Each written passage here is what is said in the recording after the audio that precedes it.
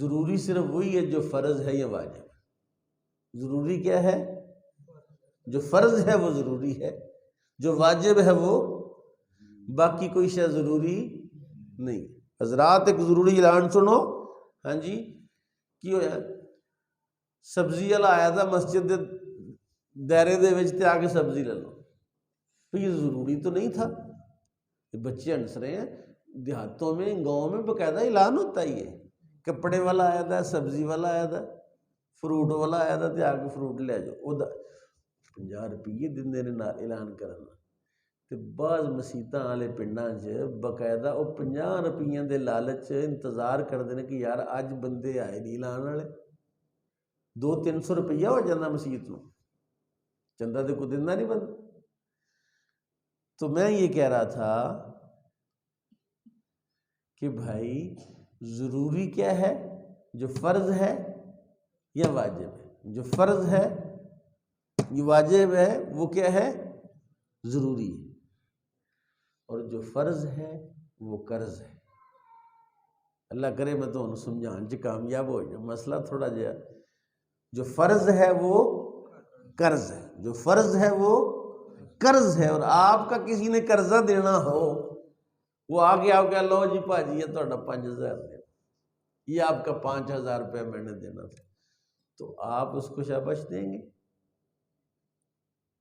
غصہ ہی کریں گے نا، یار اس نے پیسے لیے تھے تو سال پہلے دینے تھے، آج دے رہا ہے بڑا نواب، آج دینے آیا، دیکھو یار سال پہلے وعدہ کیا تھا، 6 مہینے کا وعدہ تھا، آج دینے آیا۔ ایک طرح سے تو آپ کہ چلو تیری مہربانی دے دیے ہیں، لیکن جو فرض ہے وہ قرض ہے۔ جو آپ نے فرض پڑھے ہیں، جو آپ نے فرض ادا کیے ہیں، وہ آپ نے کوئی سان نہیں کیا، تو آپ کو کرنا ہی کرنا تھا، اور اگر آپ کو نہیں کیا تو اس کی آپ کو سزا بھگتنی ہے، اس کی آپ کو سزا ہونی ہے۔ میں اس کے ایک مثال دے کے تھوڑا سا سمجھانے کی کوشش کرتا ہوں، کیونکہ مسئلہ تھوڑا لطیف ہے، بریک ہے۔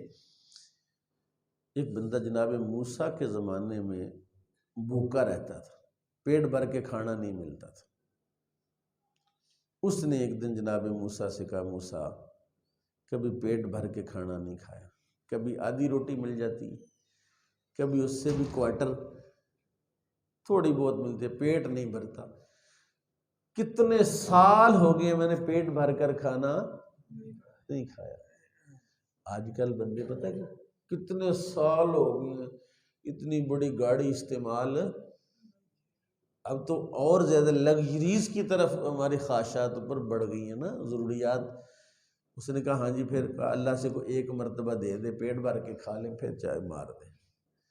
اللہ نے کہا، وعدہ کیا کہ جاؤ موسیٰ سے کو تیرا کھانا آ جائے گا، ساری زندگی کا کھانا آ جائے گا۔ کھانا آیا، جو آیا سارا ہی اس کا تھا، بہانے سے ہی آنا تھا، دنیا دار الاسباب ہے، اللہ نے کسی ذریعے سے کوئی بندے آئے، روٹیاں بھی چھوڑ گئے، سالن بھی چھوڑ گئے، یار کھا لے یار تو رکھ۔ اب اس نے خوب رج مار مار کھایا، بعد میں جو باقی بچ گیا اس نے لوگوں میں تقسیم کر دیا۔ کیا کیا؟ تقسیم کر دیا۔ اپنا حصہ تھا، اپنی تقدیر تھی، اپنا مقدر تھا، اپنا تھا، وہ لوگوں میں بانٹ دیا۔ جب لوگوں میں بانٹا، اگلے دن اس سے ڈبل آ گیا، پھر بانٹا پھر ڈبل آ گیا، پھر بانٹا پھر ڈبل آ گیا۔ جناب موسیٰ گزرے کچھ عرصے بعد، وہ لنگر چل رہا، دنیا کھا رہی، مولا سمجھ نہیں آئی، اس کے حصے کا سارا جو مل گیا تھا، تو پھر اللہ نے کہا سارا دیا تھا، لیکن اپنے حصے کا اس نے میری راہ میں دے دی۔ جب اس نے اپنا مال میری راہ میں دیا تو پھر میں نے کہا کہ جب اس نے میں تو ڈبل کر کے دیتا ہوں، میں تو 7 گنا دیتا ہوں، میں تو کئی گنا بڑھا کر دیتا ہوں۔ جو فرض ہے وہ قرض ہے، تو قرض دینے پر کوئی اجر ثواب نہیں ملتا۔ ایک مثال دیتا ہوں، فقہی مسئلہ ہے۔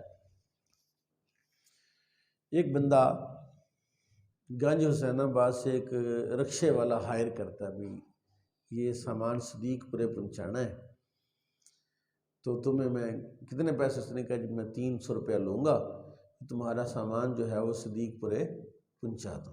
اس نے جب مال دیکھا، سامان دیکھا، تو اس نے دیکھا کہ میرے رکشے میں لوڈ ہو سکتا ہے، میرا رکشہ اس کو لے جا سکتا ہے، اس نے طے کر لی 300 روپے۔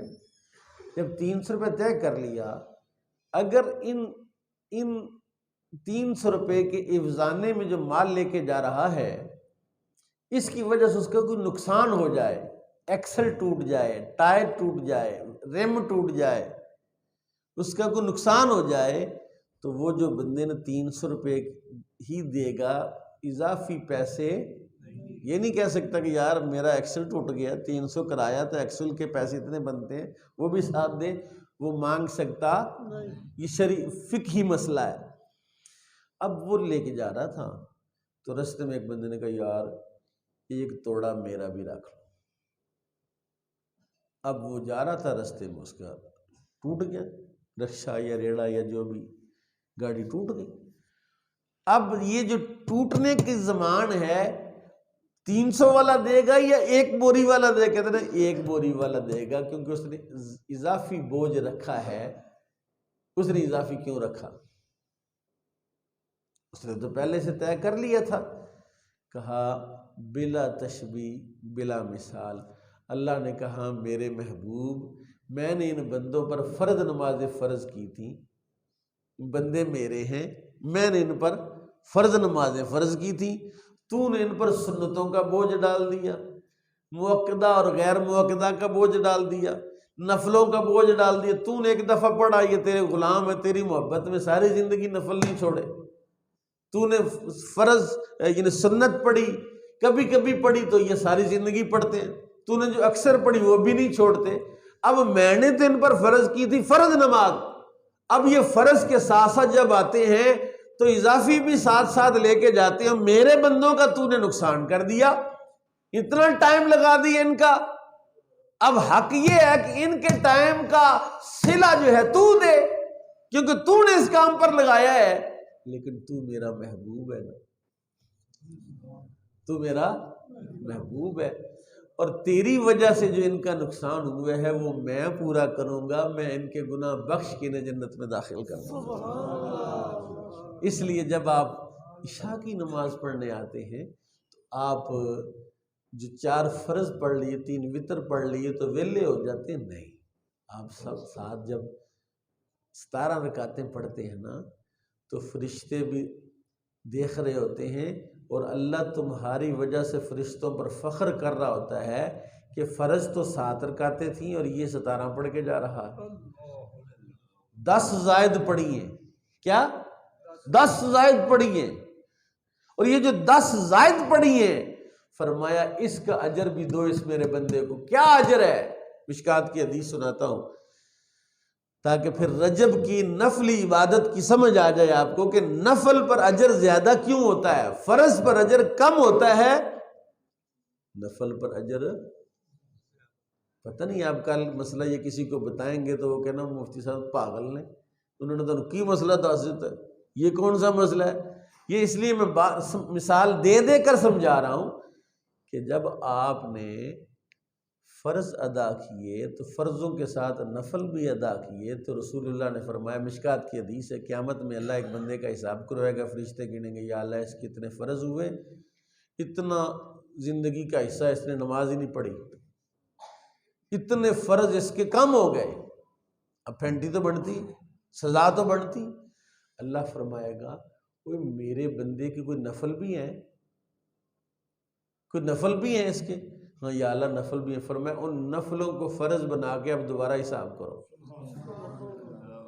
جب نفلوں کو فرض بنا کے جب حساب کیا جائے گا تو اس کے فرض بھی پورے ہو جائیں گے، کچھ بڑھ بھی جائیں گے۔ اس لیے ان سنتوں اور نوافل کو تکمیل صلاۃ کا نام دیا جاتا ہے۔ کیا؟ تکمیل صلاۃ، یعنی یہ سنتی اور نفل تکمیل صلاۃ ہے۔ اور یہی بات میں عرض کر رہا ہوں کہ رجب کے اندر رکھا ہوا روزہ اللہ کے اتنا معتبر ہے، اتنا فضیلت رکھتا ہے کہ سفیان ثوری کہتے ہیں قبرستان سے میں گزر رہا تھا، کشف قبور حاصل تھا، انا نہیں تھا کہ پتہ نہ چلے کہ قبر میں ہو کیا رہا ہے۔ انسانوں اور جنوں کے علاوہ ہر چیز جانتی ہے قبر میں کیا ہو رہا ہے۔ صرف انسانوں کی آنکھوں میں پردہ ہے، جنات کی آنکھوں میں پردہ ہے، اور وہ انسان جو محنت کر کر کے مجاہدہ کر کے محنت کر کے اپنی آنکھوں سے حجابات اٹھا دے، اللہ اس کی آنکھوں سے پردہ ہٹا دے اور اسے قبر میں نظر آ جائے کہ مردہ عذاب میں ہے یا ثواب میں، اور وہ خوش نصیب آدمی ہوتا ہے۔ اور سفیان ثوری انہی خوش نصیب افراد میں سے تھے کہ جنہوں نے دیکھا کہ قبر بڑی روشن ہے۔ کیا کیا؟ کہا رجب میں روزے رکھے، رجب میں روزے رکھے۔ رجب کا مہینہ فضیلتوں کا حامل مہینہ، اللہ کا مہینہ۔ کس کا مہینہ؟ کس کا؟ سارے بولو اوہ اللہ دا ہی نام لے لو، اللہ اللہ اللہ، پھر ذرا زور سے اللہ۔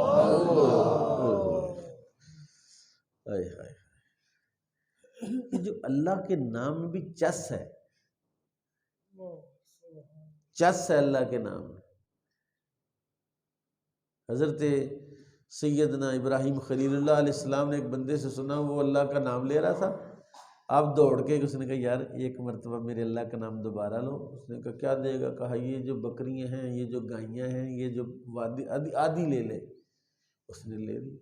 کہا ایک مرتبہ پھر نہیں لے دیتے؟ بولو اللہ، اوئے ہوئے اللہ۔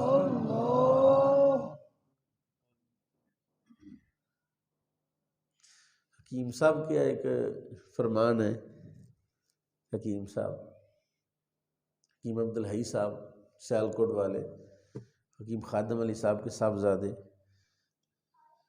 اللہ اکبر، کہتے ہیں ایک دن چور نے چوری کی، ایک گھر میں سن ماری، گٹھری بن لی، وہ جو سامان تھا چوری کا، تو گھر والوں کو جاگ آ گئی، وہ اس کے پیچھے بھاگ گئے، وہ آگے آگے بھاگا، رات کا ٹائم تھا، اس نے دیکھا کہ مسجد ہے، چھوٹی چھوٹی دیوار تھی مسجد کی، اس نے دیوار چھلانگ لگائی مسجد کے اندر، وہ نکر میں گٹھری پھینکی اور جھوٹ موٹ کھڑا ہو گیا۔ وہ دو جو بندے پیچھے بھاگ رہے تھے وہ بھی مسجد میں، اس نے کہا یہی چوری، یہ کہندا ہے شرم کرے صوفی ہوئی تہجد پڑھتے پے نے ہیں، کو حیا کر، صوفی ہوئی تہجد پڑھتے پے نے۔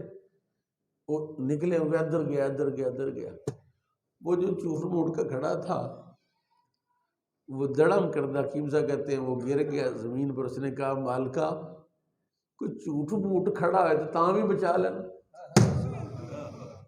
نہیں سمجھے؟ جھوٹ موٹ کھڑا ہے تو تاں بچا لینا، تو جے سچی مچی کھڑا ہے تو پھر کی کرے گا؟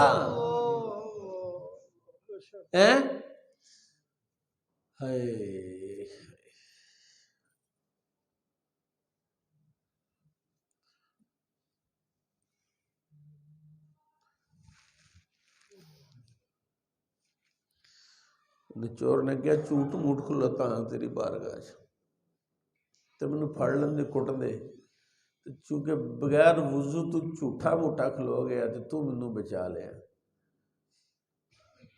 اور کہتے سچی مچی بھی تے اللہ دی بارگاہ چ کھلو ہو یار، ہیں اوئے ہوئے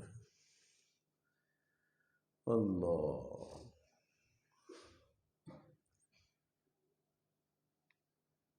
حکیم صاحب کہتے ہیں ساری دیہڑی اللہ دیاں نافرمانیاں تے شام نو اودے ہی نعمتاں کھا کے سونا، تے پھر بھی وہ آکھے بھی چل کوئی نہیں میرا بندہ کھانا ہے۔ اس طرح ہی ہے جس طرح کوئی بندہ اپنے ماں باپ دی نافرمانی کرے، انہاں دی گل نہ منے، ساری دیہڑی انہاں نو ستائے تنگ کرے، شام نو بھکھا آئے تے ماں پھر اگے روٹی دے چل پترا کھا لے روٹی تے کھا لے، تو وہ تو 70 ماؤں سے زیادہ پیار کرتا ہے۔ بولو اللہ اللہ۔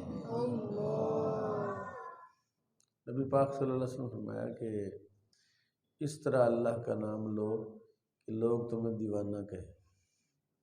لوگ کیا کہیں؟ اللہ۔ اس طرح تو کسی نے تمہیں پاگل کہنا کہے گا کوئی؟ زو چیخا مار مار کے اللہ ہیں اللہ۔ آیت کا ترجمہ دوبارہ کر کے بات ختم کرتے ہیں۔ اللہ فرماتا ہے ان عدت الشہور عند اللہ 12 شہرا فی کتاب اللہ یوم خلق السماوات والارض، جب سے زمین و آسمان بنایا ہے تب سے میں نے 12 مہینے بنائے۔ کتنے مہینے بنائے؟ منہا اربعۃ حرم، اور اس میں 4 مہینے حرمت والے بنائے ہیں۔ ذالک دین القیم، اور یہ سیدھا دین ہے۔ یہ جو دین ہے کون سا ہے؟ سیدھا دین ہے۔ سیدھا دین تمہیں سمجھ نہیں آ رہا؟ مبارک صاحب کیا کہتے تھے کہ سانو پاگل سمجھتے نہیں، اسی داڑھی رکھی ہے، سر تے امامہ بنے تھے، کی سمجھتے نہیں؟ یہ تو پتہ لگے گا قیامت والے دن کہ پاگل کیڑا ہے۔ ذالک دین القیم فلا تظلموا فیہن انفسکم، ان مہینوں میں 12 مہینوں میں ہی اپنے اوپر ظلم نہ کرو۔ وقاتل المشرکین کافہ کما یقاتلونکم کافۃ، محبوب اگر ان 4 مہینوں میں کافر آ کے مشرک آ کے آپ سے لڑنا شروع کر دیں، آپ سے زیادتی کریں، تو آپ بھی پھر پکڑ لیں ان کو، جانے نہ پائے۔ وَاعْلَمُوا، جان لو، وَاعْلَمُوا جان لو، وَاعْلَمُوا بولو تو صحیح۔ اور ترجمہ قرآن کا تہاڈا قرآن ہے، میرا کلے دا تو نہیں۔ وَاعْلَمُوا جان لو، اللہ کہہ رہا ہے جان لو۔ یا اللہ کیا جان لیں؟ ان اللہ مع المتقین، اللہ متقین کے ساتھ ہے۔ اللہ کس کے ساتھ ہے؟ متقی ہو جاؤ، اللہ تمہارے ساتھ ہو جائے گا، تمہارے سارے کام سیدھے ہو جائیں گے۔ اللہ تعالیٰ مجھے اور آپ کو متقی ہونے کی سعادت عطا فرمائے۔ وما علی الا البلاغ۔ متقی کہتے ہیں نماز پڑھنے والا متقی نہیں، نیکی کرنے والا کہ میں بڑا متقی ہوں۔ متقی وہ ہے جو گناہوں سے بچتا ہے۔ متقی کون ہے؟ گناہ نہیں کرتا، بہت نیکیاں نہیں کرتا، نیکیاں بہت زیادہ نہیں کرتا، نیکیاں تھوڑی کرتا ہے، لیکن گناہ نہیں کرتا۔ گناہ نہیں کرتا، یعنی تقوی کی جو تعریف کی گئی ہے وہ یہ ہے کہ جہاں اللہ حکم دے کہ یہاں حاضر ہو جاؤ وہاں حاضر ہونا، اور جہاں سے اللہ روکے کہ یہاں حاضر نہیں ہونا، یہاں سے غائب ہونا ہے، وہاں سے غائب رہے، یہ متقی۔ اور ہر دور میں اس کی تعریف جو ہے وہ ہر عارف نے اپنی اپنی تعریف کی۔ حضرت سیدنا فاروق اعظم سے کسی نے پوچھا جناب تقوی کی تعریف کیا ہے؟ آپ نے فرمایا کبھی خار دار جھاڑیوں میں سے گزرے، کانٹے ہوں، ٹینگریاں پڑی ہوئی ہوں، وہاں سے گزرو تو ہر بندہ اپنے کپڑے سموٹ کے کہ میں کسی جھاڑی کے ساتھ اڑ نہ جاؤں، پھنس نہ جاؤں، کپڑے نہ میرے اٹک جائیں جی۔ دوسرے لفظوں میں یہ جو کنڈے والی تار نہیں ہوتی لوہے کی، کنڈے والی نہیں، لوہے دی تار جڑی ہوتی ہے، کنڈے والی تار لاندے نا لوکی بھی ہاتھ سے لوکی نہ ننگن، تو کئی بندے پھر انہوں بھی ٹپ جاندے ہیں نا، وہ پھر جدو انہوں ٹپن لگتے ہیں کہ یار یہ تو کنڈے والی تار ہے، یہ تو لوہا ہے، یہ تو میرے کپڑے پھاڑ دے۔ اس کو جب سماٹ کے گزرتے اوپر سے کہتے یہ تقویٰ، اور اس کانٹے والی تار سے خطرناک کانٹے گناہ کے کانٹے، گناہ کے کانٹے ان کانٹوں سے زیادہ ڈینجرس ہیں، کیونکہ یہ کانٹا تو صرف جسم کا نقصان کرے گا یا کپڑے کا نقصان کرے گا، لیکن یہ گناہ والا کانٹا روح کا نقصان کرے گا، ایمان کا نقصان کرے گا، تقوی کا نقصان کرے گا۔ اس لیے کہتے ہیں گناہ سے بچنے والا متقی، گناہ سے بچنے والا متقی۔ کی۔ اللہ تعالیٰ عمل کی توفیق عطا فرمائے۔